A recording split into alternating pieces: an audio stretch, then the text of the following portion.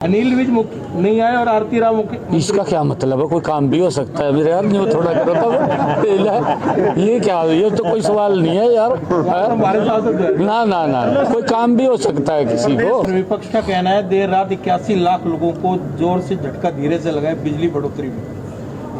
नहीं, एक बार उनको ये कहना कि आप लोग अपने समय के अंदर, ये 2012 की बात कर रहा हूँ मैं, जो विपक्षी लोग कह रहे हैं, उनको ये पूछना 2012 में क्या भाव थे बिजली के यूनिट के, और आज 2025 उससे कम मिलेंगे, आप काउंट कर लेना। सर गेहूं की आदरणीय प्रधानमंत्री जी, हिसार में एयरपोर्ट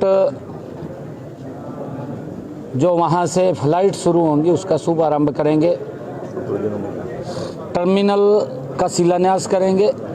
अब वक्फ बिल आने के बाद वो कोई डिस्प्यूट नहीं रहेगा, सारे डिस्प्यूट ठीक होंगे।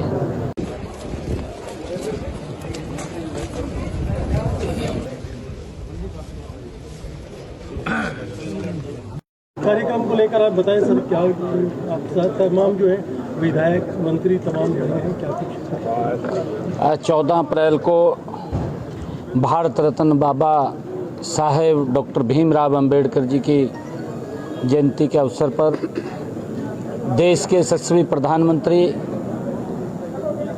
और दुनिया के नेता आदरणीय नरेंद्र मोदी जी हरियाणा में एक बड़ी सौगात देने के लिए आ रहे हैं।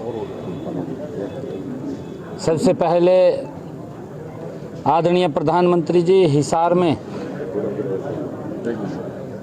एयरपोर्ट जो वहाँ से फ्लाइट शुरू होंगी उसका शुभारंभ करेंगे, टर्मिनल का शिलान्यास करेंगे और हमारे हरियाणा के लोगों से वार्तालाप भी करेंगे। दूसरा बड़ा कार्यक्रम यमुनानगर में है। यमुनानगर में 800 मेगावाट का यूनिट, उसका शिलान्यास करेंगे, वहाँ पर भी बड़ा कार्यक्रम हो रहेगा। डॉक्टर भीमराव अंबेडकर जी की जयंती के अवसर पर हमारे हरियाणा को दो बड़ी सौगातें आदरणीय प्रधानमंत्री जी देने के लिए आ रहे हैं और हम हरियाणा के लोग देश के यशस्वी प्रधानमंत्री आदरणीय नरेंद्र मोदी जी का दिल खोल करके स्वागत करेंगे। हमें गर्व है ऐसे प्रधानमंत्री पे जिन्होंने भारत की तस्वीर को लगातार बदलने का काम कर रहे हैं, जिनका एक विजन भी है, जिनका एक मिशन भी है कि भारत विकसित राष्ट्र बने, और उस दिशा में गति से काम चल रहा है। तो हरियाणा के लोग भी आदरणीय प्रधानमंत्री जी के उस मिशन के साथ कंधे से कंधा मिला करके विकसित हरियाणा, विकसित भारत गति से काम करेंगे। ये डबल इंजन सरकार की ताकत है और यहाँ ट्रिपल इंजन सरकार बनी है, 3 गुना गति से काम करेंगे। सर यहाँ अंदर सवा घंटा मीटिंग चली, मीटिंग में क्या चर्चा रही? क्या कुछ चर्चा रहा सर? अंदर सवा घंटा की मीटिंग में क्या चर्चा रही, क्या बातचीत हुई, क्या डिसीजन लीजिए? तैयारियों को लेकर के बातचीत रही है। मैंने कहा है ना कि प्रधानमंत्री जी आ रहे हैं, दिल खोल करके हरियाणा के लोग स्वागत करेंगे। पूरी चर्चा रही है, एक एक बिंदु के ऊपर व्यवस्थाओं से लेकर के, व्यवस्थाओं से संख्या की दृष्टि से, हर बात को लेकर के सभी माननीय विधायकों ने और सभी माननीय मंत्रीगण ने बैठ कर के चर्चा की है। और 5 तारीख को एक हमारे चुनाव लड़े प्रत्याशी, हमारे सभी सांसदगण, हमारे जिला के अध्यक्षगण, जिला के प्रभारीगण, एक बड़ी बैठक इसी के निमित्त ही आज हमने मोटा मोटा वो खाका तैयार किया है और उसको अंतिम रूप 5 तारीख को हम रोहतक की बैठक में दे देंगे। उस बैठक के अंदर हमने ये निर्णय किया कि वहाँ पर हमारे सभी माननीय जिला के अध्यक्ष, सभी हमारे जिलों के प्रभारी, सभी हमारे मेयर, सभी हमारे जिला परिषद के चेयरमैन और सभी हमारे विधायक और मंत्रीगण सभी हमारे सांसदगण, सभी हमारे चुनाव लड़े प्रत्याशीगण, सब लोग आएंगे और आदरणीय प्रधानमंत्री जी का जोरदार स्वागत, क्योंकि हमारे हरियाणा के लिए बड़े गर्व की बात है कि हमें पहला एयरपोर्ट मिला है और ये आदरणीय प्रधानमंत्री जी के कर कमलों द्वारा मिला है। इन्हीं 10 वर्षों के अंदर आदरणीय प्रधानमंत्री जी ने दिया है। ये हमारे हरियाणा के लिए बड़े गर्व और गौरव की बात है। सर लोकसभा में सर वक्फ बोर्ड पास हो गया तो मुस्लिम समाज बड़ा खुश है, उस पर क्या कहना? नहीं, देखिए, क्योंकि नियम होने चाहिए।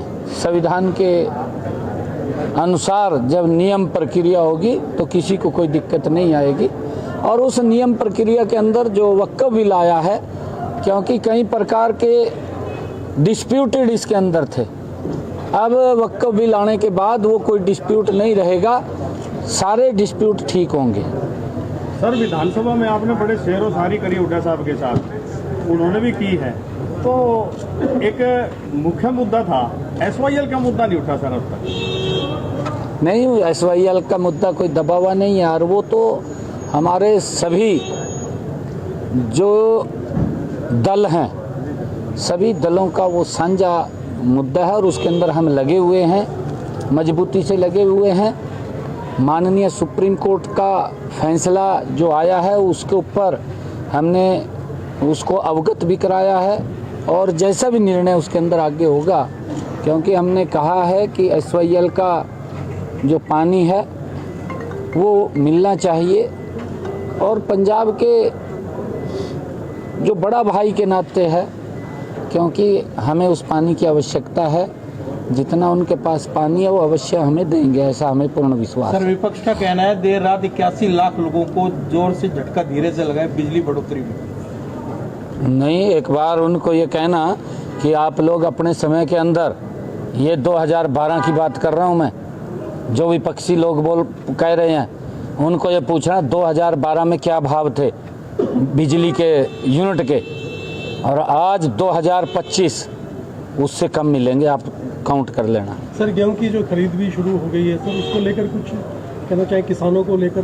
जिस तरीके हमने पूरी तैयारी की हुई है, चाहे बारदाने को लेकर के है, चाहे उठान को लेकर के है, और हमने ये भी कहा है कि 48 घंटे के अंदर किसान के खाते के अंदर पैसा चले जाएगा। जो ही जे फार्म कटेगा, उठान होगा, उठान होते ही किसान के खाते में पैसा जाएगा।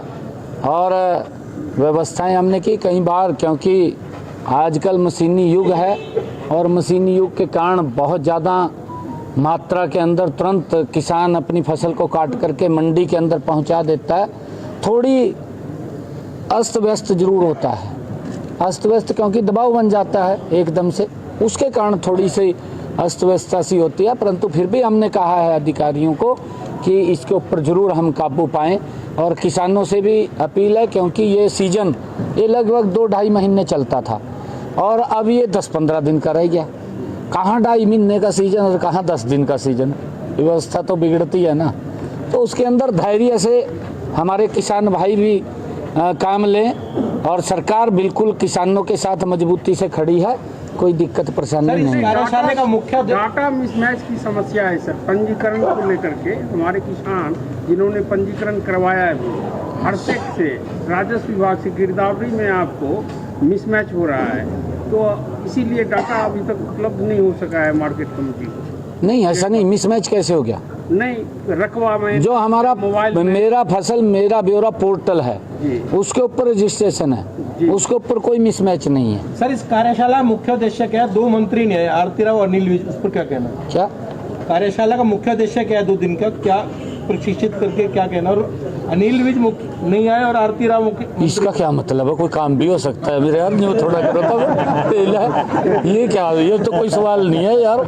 हमारे साथ ना ना ना, कोई काम भी हो सकता है किसी को। की जनता के लिए सर नवरात्रे हैं, आपके शुभ काम चल रहे हैं सर। हाँ, मैं दुर्गा माँ के नवरात्रे चले हुए हैं, नवरात्रों की पूरे प्रदेशवासियों को बहुत बहुत बधाई देता हूँ, शुभकामनाएं देता हूँ और माँ दुर्गा के चरणों में ये प्रार्थना भी करता हूँ कि हमारे हरियाणा के 2 करोड़ 80 लाख लोग स्वस्थ रहें और विकास की नई नई ऊंचाइयों को छूते रहें, ऐसी मैं